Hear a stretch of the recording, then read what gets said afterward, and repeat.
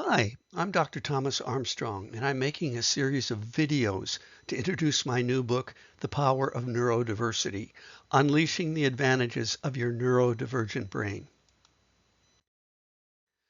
The topic of today's video is the evolutionary advantages of anxiety disorders. First off, let me make something quite plain, and that is I'm not glorifying anxiety disorders or saying how groovy they are. Anxiety is a troubling thing. I have an anxiety disorder, actually several. I've had generalized anxiety disorder. I've had specific panic attacks. I've had fear of airplanes, fear of high places. At any rate, nobody says that anxiety is fun, except for some people who enjoy hang gliding or skydiving or watching really scary movies. But still, for many people, and anxiety disorders affects a large percentage of the population. Anxiety disorder can be quite difficult to endure. And fortunately, we have some medications that can help both short-term and long-term. But anxiety is not fun, as I said before, and yet there's a purpose to it, and there's a reason why they're still in the gene pool. Anxiety is still in the gene pool because our brain spent most of its thousands and thousands of years evolving in an environment that was, as Thomas Hobbes, a 17th century philosopher, once put it, a world that was poor, nasty, brutish, and short. Of course, we have a lot of things in today's world to give us anxiety. The possibility of nuclear war, the destruction of our planet, the environment. But back then, they had a lot to deal with. They had to, it was like, think of your worst day camping, and it might have been even worse than that. You've got hostile tribes coming in, seeking to kill you. You've got wild animals around. They're not domesticated yet, so you got to keep track of them. You've got to hunt for them, even more scary. Get close enough to a mastodon so that you can sink your spear into them. That takes a little guts, but it also has a lot of anxiety attached to it. And of course, primitive cultures developed systems of magic, systems of religion, and so forth to come to grips with and to find a way of coping with these anxieties. But our brain, it's important to point out, was evolving all during the 300,000 years that man has been around, and even countless other hundreds of thousands of years since our earliest ancestors have been around. So, that explains why anxiety is still in the gene pool and why it's so predominant. It's because we needed it. If you're afraid of something, you're more liable to react to it and do something productive to save yourself. The people who weren't anxious were the ones who, happily sauntered out onto the plains of some bear cubs and a mother bear and got clawed to death and did not pass their genes on. Hence, that whatever the genes were for not feeling scared were not passed along. Of course, some people in this world still have genes for not being scared. There's Alex Honnold, who's the rock climber who free climbs. In other words, he goes up sheer precipices like the one I'm trying to think about, El Capitan in Yosemite Park. And he does it without ropes. He does it without pythons. He does it just with his fingers, his toes, and a psyche that does not seem to be bothered by things. In fact, his nickname is No Big Deal. But the rest of us, definitely have anxiety imprinted into our genes. And so I just wanted to go over some of the specific anxiety disorders to show how they may have evolved and why they're still there. Generalized anxiety disorder.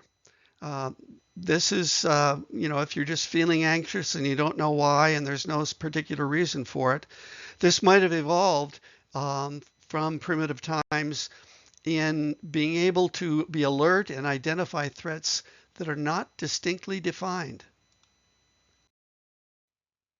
You're walking through a forest, maybe one that you've never been through before, and you're on a hunting expedition, but you don't know what's going to jump out at you, or even stinging insects, poisonous snakes, etc. So you tread lightly and perhaps also have that generalized anxiety that will allow you to remain constantly alert for any possible invasion or threat. Panic disorder is a more specific feeling all of a sudden terrified by something. Um, John Madden described having a panic attack when he went on a plane, the NFL sportscaster. He went on a plane and he was struck by, he felt claustrophobic. That's another phobia. But he was struck by panic, sweating, and he never really recovered from that. And he never flew on a plane after that. Madden was famous for his bus. He had a huge bus that he equipped with the most modern facilities and communication devices. And he basically went from NFL game to NFL game, crisscrossing the country so he could do his commentaries, his color commentaries, all by traveling on land.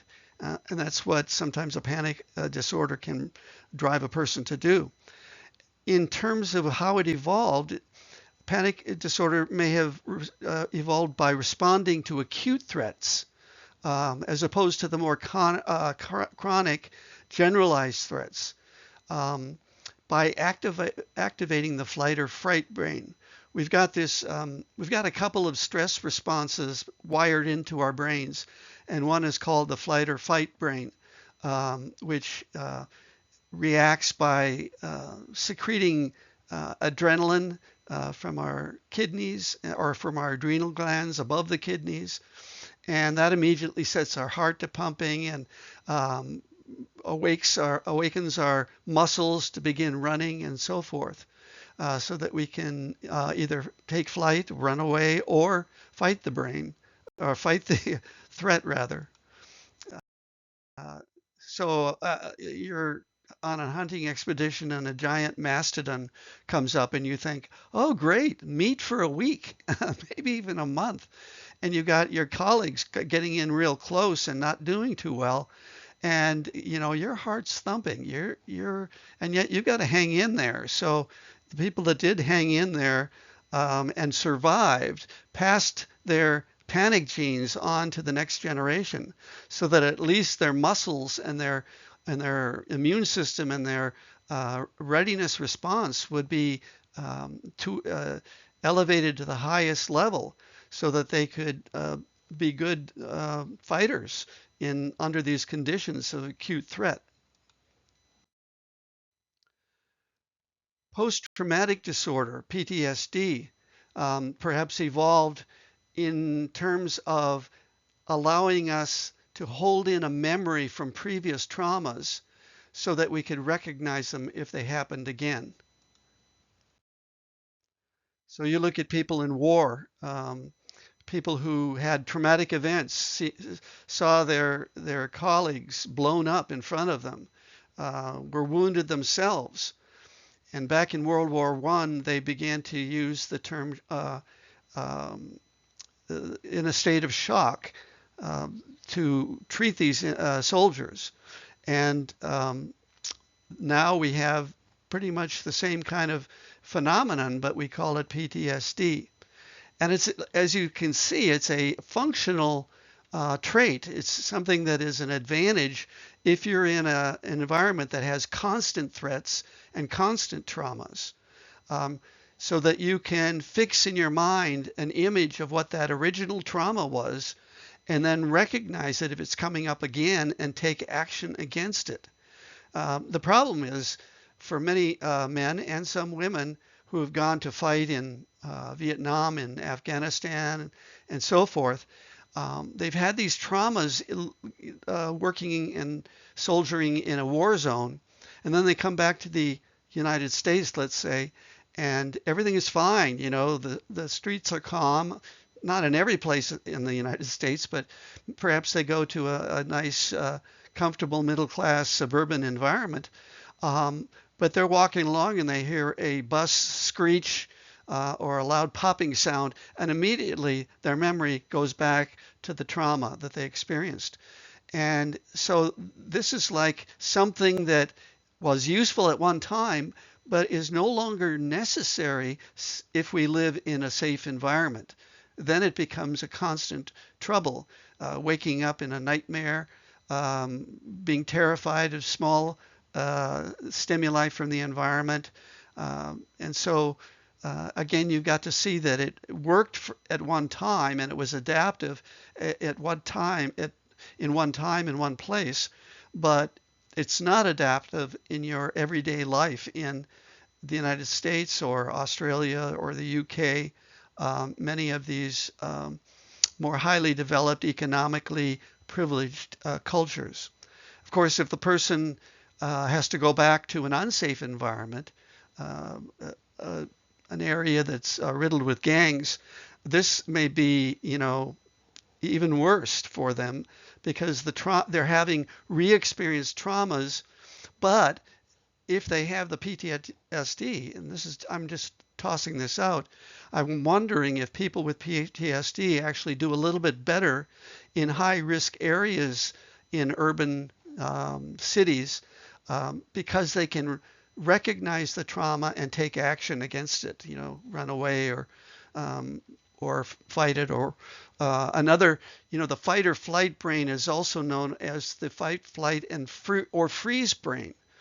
It's part of our nature that if we see an acute threat, part of our brain is developed to create a frozenness. We just, we lie low, so to speak, until the threat passes and hope that the threat doesn't spot us. This is what a lot of people who, go through mass serial sniper attacks and such, where they're in a crowd and somebody starts shooting and they just drop to the ground and essentially play dead.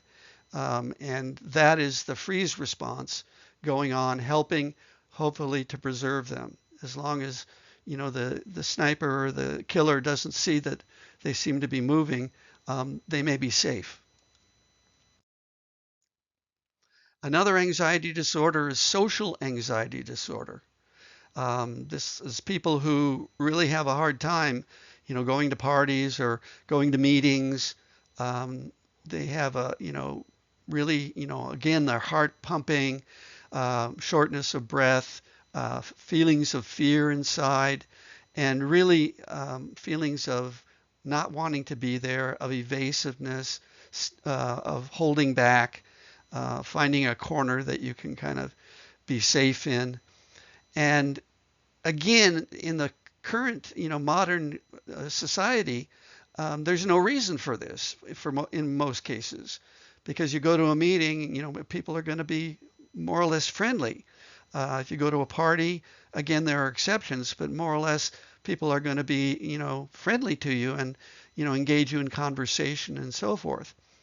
But this anxiety disorder evolved back in the day when there were social hierarchies. There were people above you and people above them, and the clan king or the head of the clan at the top of the heap. And you had to watch yourself that you didn't do anything disrespectful or aggressive, because that could, end your days, and you wouldn't pass your genes on that way. Whereas a person who could know their place, and that's a horrible thing to say in a democratic country like ours, but back in the day in tribal cultures, knowing your place, knowing your station in life may have been critical to your own preservation. Holding back so that you're safe, you don't rub anybody the wrong way, You don't make any enemies. Could have been a way of playing it safe and keeping those genes and staying alive so that you could continue and have a family and pass your genes on. Then there are the phobias. There are actually scores and scores of phobias out there, but I just want to focus on two or three of the most common. There's agoraphobia, which is the fear of open places. This is situations where people don't want to go outside. It's too open for them, or people don't want to go to a public square or to an open field because it's just too much with the sky above them and the vast plains around them. It just really brings up a lot of negative feelings. You've got to think of this in terms of the evolution of our species. Originally, our ancestors grew up in the forests and in the trees, and we brachiated from one branch to another, and most of our encounters with other species or others of our own kind were close encounters of the first kind, actually, and we had to be careful, of course, but there was a kind of safety in knowing where to go in this closed space. But then over time, we evolved. We developed the ability to walk upright, Homo erectus, and to go out into the plains. And now we could live in the plains and the wide open spaces. The only trouble is the plains had lots of wild animals that we had to encounter. And it was difficult. It was like a totally different a place for us to adapt to. And some people, of course, were good for adapting to that. Maybe they dug caves or something like that underground. But other people were just walking around saying, I don't feel comfortable. I'm going to go back to the forest. And so that anxiety about being, originally in the forest and now in the open spaces creates anxiety. And those anxieties, again, are adaptive. They help people be alert to, some thundering herd of buffaloes coming along, looking in the distance at the dust that they rustled up and so forth, and making a beeline in an opposite direction or whatever. Then there's acluophobia. You probably haven't heard of that one, but it's pretty common, and that's fear of darkness. A lot of people are afraid of the dark, even if they're not afraid of the dark, constantly. If they get themselves in certain environments, especially if you were in a risky area of your city or town, and all of a sudden, you were caught out with in the dark, it could be a pretty scary affair. And this actually evolved in also an adaptive way. Prehistoric humans lived in the dark half of the time. We don't really have an appreciation of that because we live with electric lighting, neon lighting, and that really has gotten rid of the night and its terrors for a lot of people. But we really have to understand that back in the day, when the sun went down, it got really dark. Maybe so dark that you could see millions of stars above you, and that might have had its awesome qualities that were tied into the religious devotion and so on, pantheism and so forth. But it was also scary because if it's dark, you don't know where the animals are. You don't know where the threatening people are. You don't know so much about the weather even. You can't look up at the clouds and say, okay, looks like bad weather's coming in. So it's very adaptive to be concerned, to be careful, to be afraid, because being afraid it'll wake you up to what the situation is in an honest way, and it will allow you to be alert and take action. But again, if it's a matter of being in a house and going into a dark closet and being afraid of that, that's a whole nother thing, because there's nothing to be afraid of going into a dark closet, assuming you don't have any crazy relatives in your family or whatever. So again, it's one of those anxieties that was good to have back in the long past, but largely in our quote unquote safe society doesn't seem to be such a good fit for us, and makes us feel miserable, and maybe even prevents us from experiencing things that we might otherwise experienced. Taking a walk in a dark forest and seeing those beautiful stars, for example. And then there's phonophobia. That's the fear of loud sounds. And it's some people say it's an innate reflex. There was a psychologist named John Watson, who took infants, and he would walk behind the infant with a gong, and he would gong it behind them. I mean, this was cruelty to kids. He should have been arrested for child abuse, but he was a world famous psychologist, a founder of behaviorism, and through this suggested that we have this innate fear of loud sounds. And again, it's something that helped us back in the prehistoric times avoid large animals,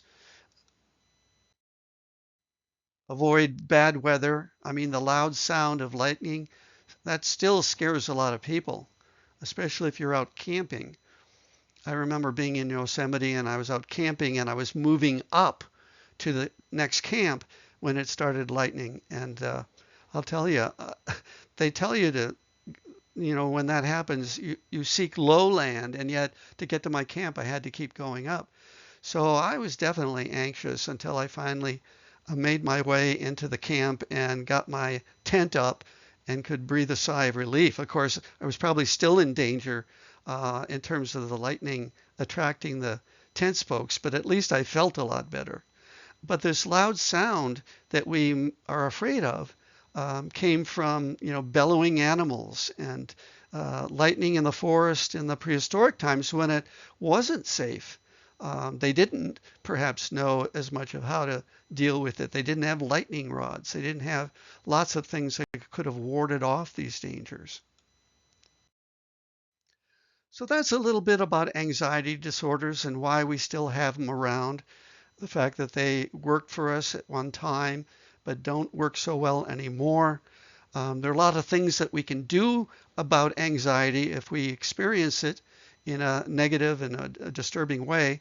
And in my future videos, I'm going to give some specific strategies and tips and apps for dealing with anxiety in whatever form it takes. So that's a little bit about what's in my book, The Power of Neurodiversity. I hope you get the book. I hope you share it with your friends and family, your teachers, your therapists, your coworkers.